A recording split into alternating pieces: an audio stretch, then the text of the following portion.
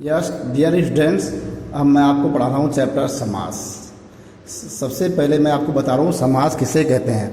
ध्यान से देखिए आप, दो या दो से अधिक शब्द मिलकर एक सार्थक शब्द की रचना करते हैं तो वह प्रक्रिया समास कहलाती है।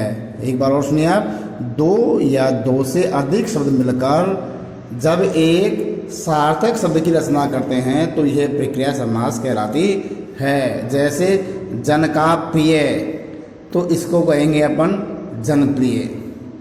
दो या दो से अधिक शब्द मिलकर, दो या दो से अधिक शब्द है, जन का प्रिय तीन शब्द है, तो या दो से अधिक शब्द मिलकर एक सार्थक शब्द की रचना करते हैं तो इसमें जन का प्रिय सार्थक शब्द बना अपना जनप्रिय। तो आपके समझ में आ गया कि समास किससे कहते हैं, परिभाषा आपके समझ में आ गई। अब है समास विज्ञान। अब सबसे पहले समास पढ़ने से के बाद में फिर अपनों को पढ़ा रहा हूँ मैं आपको समास के भेद, अर्थात समास के भेद, अर्थात समास के कितने प्रकार हैं। समास के 6 भेद होते हैं। पहला है अव्ययी भाव समास, दूसरा है तत्पुरुष समास, तीसरा है कर्मधारय समास, चौथा है द्विगु समास, पांचवा है बहुब्रीहि समास और छठा है द्वंद्व समास। ये 6 प्रकार के आपके समास हैं।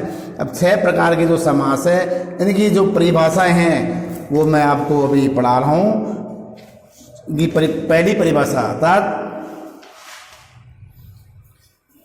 पहला जो समास है वो अपना है अव्ययीभाव समास। अव्ययीभाव समास किसे कहते हैं, पहले समास की पहली परिभाषा, जिस शब्द का पहला पद अव्यय, उपसर्ग या निपात और द्वितीय पद संज्ञा हो, दोनों मिलकर अव्यय हो जाते हैं, अव्ययीभाव समास कहलाते हैं। ध्यान से एक बार सुनिए, जिस समास का पहला पद अव्यय और दूसरा पद संज्ञा का हो उसे हम अव्ययीभाव समास कहते हैं। जैसे आजीवन, तो पहला शब्द अव्यय होगा, दूसरा होगा संज्ञा, तो इससे बना आजीवन। भरपेट, भरपेट में पहला शब्द है अपना अव्यय भर और पेट शब्द है वो संज्ञा है, तो इसे कहते हैं अव्ययीभाव समास। नंबर 2 समास के प्रकार में दूसरा है आपका तत्पुरुष समास किसे कहते हैं, अर्थात तत्पुरुष समास की परिभाषा। इस समास का पूर्व पद विशेषण का होता है अर्थात विशेषण का कार्य करता है, द्वितीय पद प्रधान होता है, इसमें व्यक्ति छिपी रहती है, तो इस प्रकार के समास को हम तत्पुरुष समास कहते हैं। नंबर 2 दोबारा देखिए आप, तत्पुरुष समास किसे कहते हैं, इस समास का पूर्व पद विशेषण का कार्य करता है, द्वितीय पद प्रधान होता है, इसमें व्यक्तियाँ छिपी रहती है, तो इसे कहते हैं हम तत्पुरुष समास। जैसे राजपुरुष, धन लोभ, तो इसमें क्या हुआ, इसमें इसका पूर्व पद विशेषण का होता है, लोभ कर रहा है धन का, धन शब्द है, तो इसमें पहला पद विशेषण हो गया, ध्यान दीजिए इसमें। तब इस समास का पूर्व पद विशेषण का वो कार्य करता है और द्वितीय पद इसमें प्रधान होता है, अर्थात राजपुरुष, द्वितीय पद पुरुष प्रधान है और राज इसका विशेषण हो गया। पुरुष क्या है, राज का पुरुष है, तो इसमें आपके समझ में आ गया होगा कि पूर्व पद विशेषण का होता है और दूसरा पद प्रधान होता है, तो उसमें तत्पुरुष समास होता है।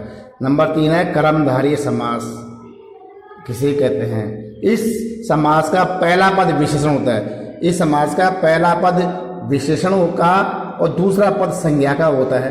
पहला विशेषण कैसे है, घनश्याम, और श्याम के बारे में बताया, धन, कमल, नील कमल, कमल कैसा है, नीला है, तो इसका पहला पद विशेषण हो गया, तो जिसका पहला पद विशेषण होता है उसे हम कहते हैं कर्मधारय समास। फिर इसके बाद में आपका द्विगु समास। नेक्स्ट है समास की परिभाषा में आपका चौथे नंबर का है आपका द्विगु समास किसे कहते हैं। द्विगु समास में इस समास का पहला पद संख्यावाची हो उसे द्विगु समास कहते हैं। यह इंपॉर्टेंट भी है समास और ये इजी भी है। द्विगु समास किसे कहते हैं, जिस समास का पहला पद संख्यावाची होता है उसको द्विगु समास कहते हैं। जैसे चौराहा, पहला संख्यावाची हो गया, चौ आ गया, दो आ गया, दोपहरी, पंचवटी, तो इसका पहला शब्द क्या हुआ, संख्यावाचक हुआ, तो इसे इस प्रकार से इसको कहते हैं हम द्विगु समास। नेक्स्ट है द्वंद्व समास किसे कहते हैं। समास के प्रकारों में नेक्स्ट जो 5वें नंबर का है वो है द्वंद्व समास किसे कहते हैं। जिस समास के दोनों पद समान हो और बीच में च और का लोप हो उसे हम द्वंद्व समास कहते हैं। अब देखिए आप, दोनों समास तो प्रधान हो, इसमें पहला और दोनों शब्द हैं, दोनों प्रधान हो, एक जैसे हो, समान हो और बीच में च का लोप हो उसे हम द्वंद्व समास कहते हैं। जैसे राधा कृष्ण दोनों पद समान है और बीच में च का लोप है, डैश कर दिया, तो इस प्रकार के समास को हम क्या कहते हैं? द्वंद्व समास कहते हैं। दाल रोटी, चाचा चाची, इसे कहते हैं द्वंद्व समास। क्या बात कुछ नहीं बन सकता है कि राधा और कृष्ण में कौन समास है, तो आपको पहचानना पड़ेगा, दोनों पद प्रधान है तो आपको आंसर लिखना पड़ेगा इसमें द्वंद्व समास है। नेक्स्ट है आपका नंबर 6 है बहुब्रीहि समास किसे कहते हैं? जिस समास में दोनों में से कोई भी पद प्रधान न हो, दोनों पदों में से एक भी पद प्रधान नहीं हो अपितु तीसरा पद प्रधान हो उसे कहते हैं बहुब्रीहि समास। जैसे दशानन, 10 सिर वाला या 10 मुंह वाला, कौन है वो? रावण। तो इसमें कौन सा पद प्रधान हुआ? इसमें अपना तीसरा पद इसमें क्या हुआ? प्रधान हुआ। तो इन्हें कहते हैं हम बहुब्रीहि समास। इस प्रकार से समास की परिभाषा मैंने आपको एग्जाम्पल सहित आपको मैंने पढ़ा दी है। अब इसका जो होमवर्क है मैं व्हाट्सएप द्वारा भेज रहा हूँ, आपको वर्क करना है।